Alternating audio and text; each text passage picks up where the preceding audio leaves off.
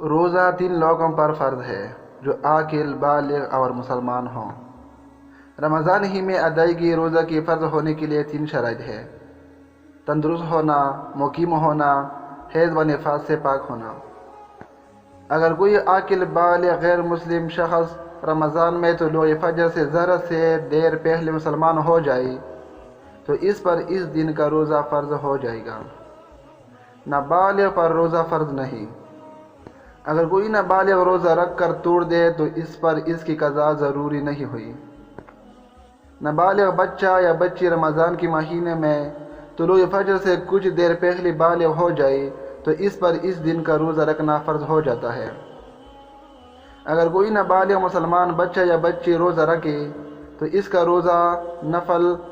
درجہ میں درست ہو جاتا ہے اور اس سے اس پر اجر و ثواب بھی ملتا ہے، کیونکہ بالغ ہونا روزہ فرض ہونے کی شرط ہے، روزہ صحیح ہونے کی شرط نہیں۔ بچہ یا بچی کی عمر قمری سالوں یعنی چند کی تاریخوں کی حساب سے جب 15 سال کی ہو جائے تو وہ بہرحال بالغ سمجھی جائیں گی، اور اگر 15 سال کی عمر سے پہلے احتلام ہونے لگی یا بچی کو ماہواری ہونے لگی تو بھی وہ بالغ شمار کی جائیں گی۔ نابالغ بچہ یا بچی میں جب روزہ رکھنے کی طاقت ہو جائے تو اس کو روزہ رکھوانا چاہیے تاکہ ابھی سے عادت ہو جائے۔ بہت چھوٹی بچوں کو جن میں روزہ رکھنے کا تحمل نہ ہو، نام و نمود اور رسم کے طور پر روزہ رکھوانا اور اس پر زور زبردستی کر کے بوجھ ڈالنا گناہ ہے۔ اگر کوئی شخص رمضان کی پورا مہینہ مجنون یا پاگل رہا تو اس پر رمضان کے روزے فرض نہیں اور نہ ہی ان کی قضا فرض ہے۔ اگر کسی شخص کو رمضان کی پوری مہینہ جنون، پاگل پن یا بے ہوشی طاری نہیں رہی بلکہ کچھ دن افاقہ بھی رہا تو اس پر جنون کی حالت میں تو روزے رکھنا فرض نہیں، مگر افاقہ اور صحت یاب ہونے کے بعد اس پر بقیہ رمضان کے روزے رکھنا فرض ہے۔ اگر کوئی روزہ کی نیت کرتے وقت عاقل تھا اور اس نے اس وقت روزہ کی نیت کر لی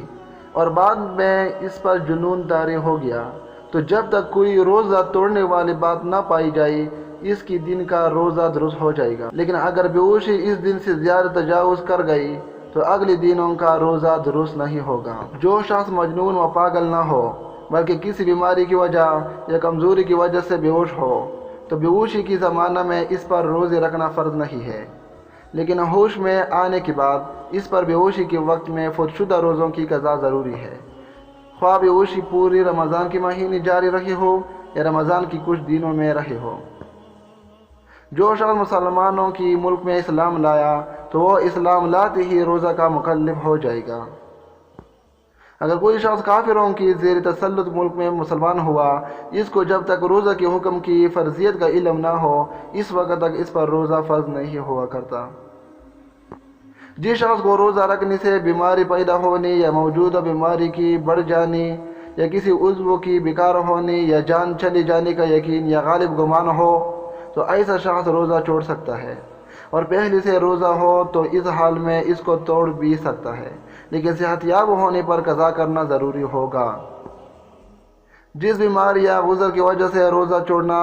جائز ہے اس کا وہم کی درجہ میں ہونا معتبر نہیں بلکہ غالب گمان کی درجہ میں ہونا ضروری ہے، جس کی پہچان کا طریقہ فقہاء کرام رحمۃ اللہ علیہم نے یہ بیان فرمایا ہے کہ یا تو کوئی واضح ایسی علامت معلوم ہو جائے یا مسلمان ماہر طبیب و ڈاکٹر کی رائے سے معلوم ہوا ہو۔ اگر کوئی شخص ایسا ہو کہ وہ رمضان میں روزہ رکھتا ہے تو کمزوری ہو جانے کی وجہ سے کھڑے ہو کر نماز پڑھنے پر قادر نہیں ہوتا، اور اگر روزہ نہیں رکھتا تو کھڑے ہو کر نماز پڑھنے پر قادر ہوتا ہے تو ایسے شخص پر روزہ رکھنا ضروری ہے اور ایسی صورت میں نماز بیٹھ پڑھ لے۔ اگر کوئی شرعی اعتبار سے مسافر ہو یعنی 77 کلومیٹر یا اس سے زیادہ اپنی جگہ اقامت سے دور ہو تو اس پر روزہ رکھنا فرض نہیں۔ اگر کوئی شخص مسافر تھا لیکن کسی جگہ کم از کم 15 یا اس سے زیادہ دن رہنے کی نیت سے ٹھہر گیا تو اب یہ مسافر نہیں رہا بلکہ مقیم ہو گیا، لہذا اس پر اب روزہ رکھنا فرض ہو جائے گا اور اس کے لیے روزہ چھوڑ دینا جائز نہ ہوگا۔